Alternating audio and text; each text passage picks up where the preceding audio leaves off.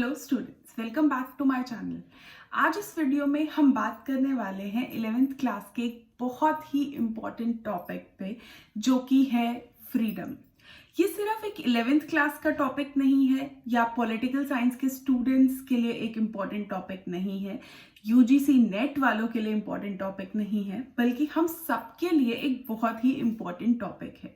क्योंकि अगर मैं थ्योरी को साइड रख दूं, प्रैक्टिकल अप्रोच की बात करूं, तो दिन भर हम एक ही टर्म यूज करते हैं और वो है फ्रीडम।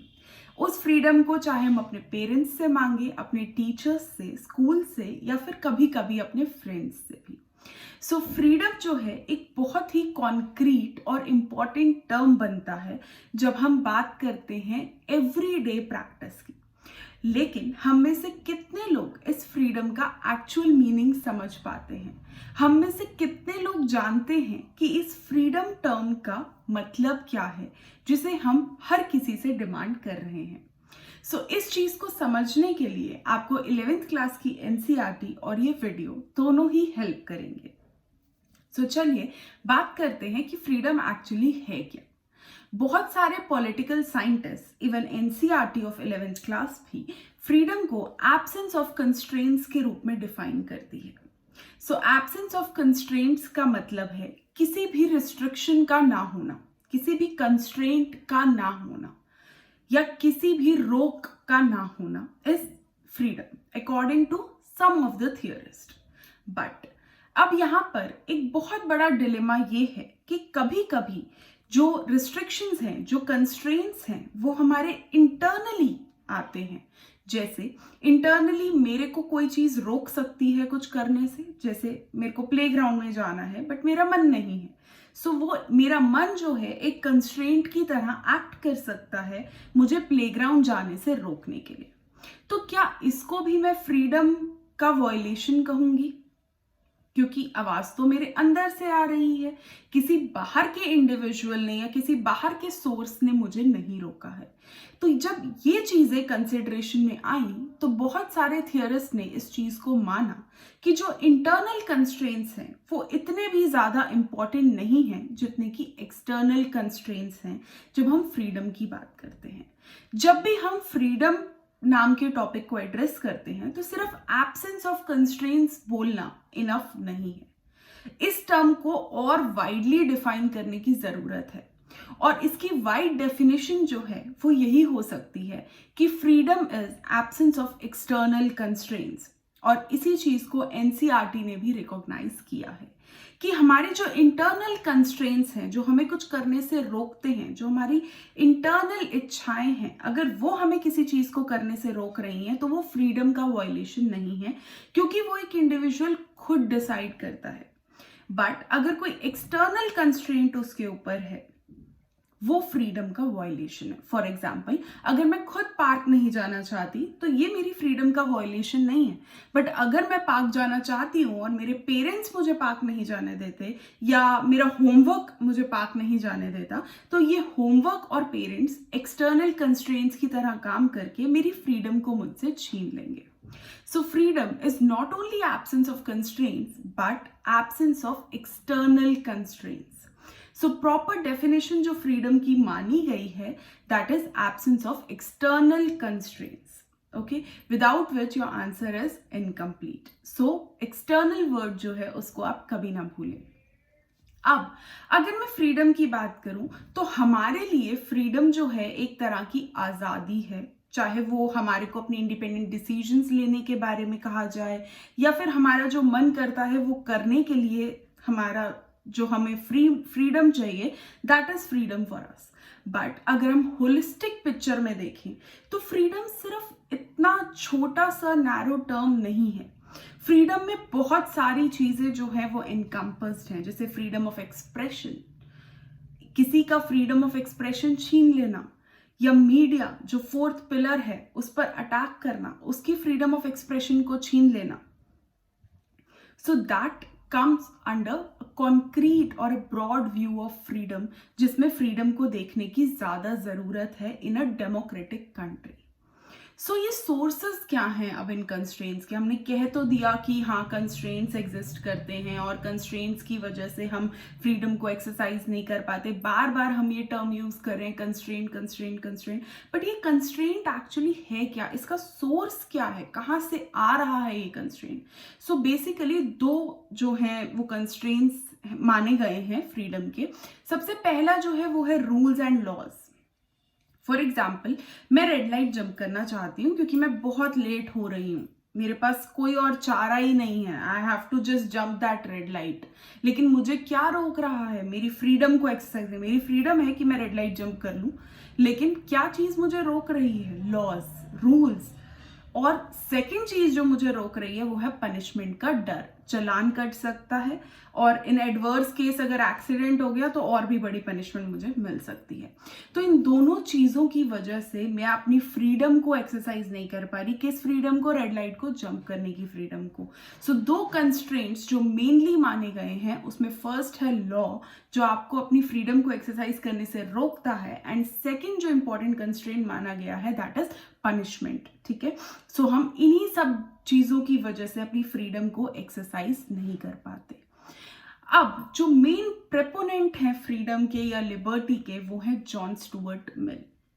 जॉन स्टुअर्ट मिल जो हैं एक बहुत ही बड़े लिबर्टेरियन माने गए हैं और जितने भी पॉलिटिकल साइंस के स्टूडेंट्स हैं वो सब मुझसे सहमत होंगे कि लिबर्टी को पढ़ने के लिए अगर हम जेएस मिल को नहीं पढ़ रहे हैं तो हमने कहीं ना कहीं लिबर्टी को कंप्लीट किया ही नहीं है। हमारी लिबर्टी पढ़ना ही इनकम्प्लीट है बिना जेएस मिल की बात किए।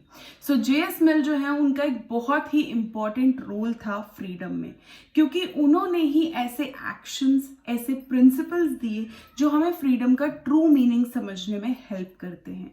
सबसे पहले जॉन स्टुअर्ट मिल ने बात की दो टाइप के एक्शंस की। उन्होंने कहा कि दो टाइप के एक्शंस ही हैं जो फ्रीडम को इन्फ्लुएंस करते हैं या फ्रीडम को बनाते या बिगाड़ते हैं। ऐसे एक्शंस कौन से हैं? अब वो कहते हैं दो टाइप के एक्शंस हैं, self regarding and other regarding actions. जैसे मैं अपने स्टूडेंट्स को हमेशा एग्जाम्पल देती हूँ तो मैं वही एग्जाम्पल आप सबको भी दूंगी। सो अगर आप मान लीजिए ईयरफोन्स लगा के सॉन्ग सुन रहे हैं तो आपके साथ बैठा हुआ व्यक्ति कुछ भी कर सकता है, उसकी फ्रीडम वॉयलेट नहीं होगी। सो वो जो एक्शन आपने किया है कि मैं म्यूजिक सुन रहा हूँ या सुन रही हूँ, उसके जो कॉन्सिक्वेंसेस हैं वो भी अकेले आप ही फेस करेंगे। आपके ईयर ड्रम्स पे इफेक्ट आएगा, आपके ब्रेन पे इफेक्ट आएगा, या अच्छा भी अगर आप फील करेंगे म्यूजिक सुनने से तो वो कॉन्सिक्वेंस भी आप खुद फेस करेंगे। कोई आपके साथ बैठा हुआ जो इंसान है उसके कॉन्सिक्वेंसेस को फेस नहीं करेगा। वो बुक भी पढ़ सकता है, वो टीवी भी देख सकता है, he is free to do it. So these are self regarding actions जिनके एक्शन और कॉन्सिक्वेंसेस एक पर्टिकुलर इंडिविजुअल तक ही सीमित होते हैं। एंड अदर रिगार्डिंग एक्शंस का भी मैं एग्जाम्पल से स्टार्ट करूंगी कि मान लीजिए आपने एक लाउड म्यूजिक चला दिया है एंड आपके साथ में कोई है जो कि इल है या फिर ओल्ड है और उसको भी उसका कॉन्सिक्वेंस भुगतना पड़ रहा है आपके म्यूजिक चलाने का। So these are other regarding actions जिसका एक्शन कोई कर रहा है बट कॉन्सिक्वेंसेस कोई और भी साथ में भुगत रहा है। सो जॉन स्टुअर्ट मिल कहते हैं कि अगर तो आप सेल्फ रिगार्डिंग एक्शंस कर रहे हैं, अगर आप खुद एक्शन कर रहे हैं, कॉन्सिक्वेंस भी खुद भुगत रहे हैं, तो स्टेट को इंटरफेयर नहीं करना चाहिए। आपको आपकी फ्रीडम पूरी तरीके से एक्सरसाइज करने देनी चाहिए कि आप ईयरफोन्स लगाइए और म्यूजिक सुनिए, आप इंजॉय कीजिए। बट अगर आप अदर रिगार्डिंग एक्शंस कर रहे हैं, अगर आप कुछ ऐसा कर रहे हैं जिससे किसी और को हार्म पहुंचे, किसी और को नुकसान पहुंचे, वहां पर स्टेट इंटरफेयर कर सकता है आपकी फ्रीडम को रोकने के लिए। सो यही है मिलके दो actions, self regarding and other regarding. So ये जो है ये बहुत इंपॉर्टेंट डिफरेंस बिटवीन का क्वेश्चन भी बनता है। जेएस मिल के व्यूज ऑन फ्रीडम में भी जब क्वेश्चन आता है तो भी आप इन्हीं दोनों एक्शंस को इंक्लूड करेंगे। एक और मिल का बहुत ही इंपॉर्टेंट प्रिंसिपल है जिसके बिना लिबर्टी कंप्लीट ही नहीं हो सकता, वो है हार्म प्रिंसिपल। जैसा कि नाम ही बता रहा है, हार्म प्रिंसिपल, किसी को नुकसान नहीं पहुंचना चाहिए। सो मिल कहते हैं कि स्टेट को जितने भी लिबर्टेरियंस है वो ये मानते हैं कि स्टेट एक नेसेसरी इविल है, उसको हम हटा तो सकते नहीं, वो जबरदस्ती हमारे साथ है और एग्जिस्ट करेगा ही करेगा, बट उसको इंटरफेयर तभी करना चाहिए जब उसकी जरूरत हो। ऐसे किसी की फ्रीडम को कर्टेल नहीं करना चाहिए। सो हार्म प्रिंसिपल में भी मिल जो है वो यही बात करते हैं कि अगर आपके एक्शंस से, अगर आपके फ्रीडम एक्सरसाइज करने से किसी को नुकसान पहुंच रहा है, किसी को हार्म पहुंच रहा है, तो ही स्टेट उस फ्रीडम को रोकेगा, तो ही स्टेट जो है वो उसमें इंटरफेयर करेगा। अगर ऐसा नहीं है तो स्टेट को कोई राइट नहीं है आपकी फ्रीडम को आपसे छीनने का, और आपको पूरा राइट दिया जाएगा अपनी फ्रीडम को एक्सरसाइज करने का। सो यही है harm principle. Till your freedom harms the other person, state can not interfere to violate your right of freedom. Okay, so this is what is called as harm principle. NCERT एक और topic के बारे में बात करती है, वो है फ्रीडम ऑफ एक्सप्रेशन। इसमें मैं सलमान रुश्दी का एग्जाम्पल अपने स्टूडेंट्स को हमेशा देती हूँ कि किस तरीके से उनको right to freedom of expression जो है वो नहीं दिया गया। रिसेंटली अगर हम अर्नब गोस्वामी की सिचुएशन देखें या फिर किसी भी मीडिया पर्सनल की सिचुएशन देखें जिनको अपने एक्सप्रेशन की वजह से प्रॉब्लम में लैंड अप करना पड़ा, जैसे पाकिस्तान जैसी फंडामेंटलिस्ट कंट्री में अक्सर ऐसा होता रहता है कि अगर मीडिया पर्सनल जो है वो स्टेट के अगेंस्ट कुछ बोलते हैं या फिर कोई रियल पिक्चर सामने लाने की कोशिश करते हैं तो they are being attacked to a level, they are being killed also. So ऐसी सिचुएशन अगर किसी कंट्री में अराइज करती है जहां पर फ्रीडम ऑफ एक्सप्रेशन ही नहीं रहता है, तो उस कंट्री को हम लिबर्टी या फ्रीडम एक्सरसाइज करने वाली कंट्री नहीं कह सकते। हम नहीं कह सकते कि वो एक डेमोक्रेटिक कंट्री है जहां पर लोगों को फ्रीडम ऑफ एक्सप्रेशन मिल रहा है। और फ्रीडम ऑफ एक्सप्रेशन हम सभी जानते हैं एक फंडामेंटल राइट है। अनलेस एंड अनटिल आप कुछ हेट स्पीच बोल रहे हो जिससे दूसरे को हार्म पहुंच रहा हो या दूसरे की डिग्निटी खत्म हो रही हो, तब तक आपका फ्रीडम ऑफ एक्सप्रेशन जो है वो नहीं छीना जा सकता आपसे। So that is what freedom talks about.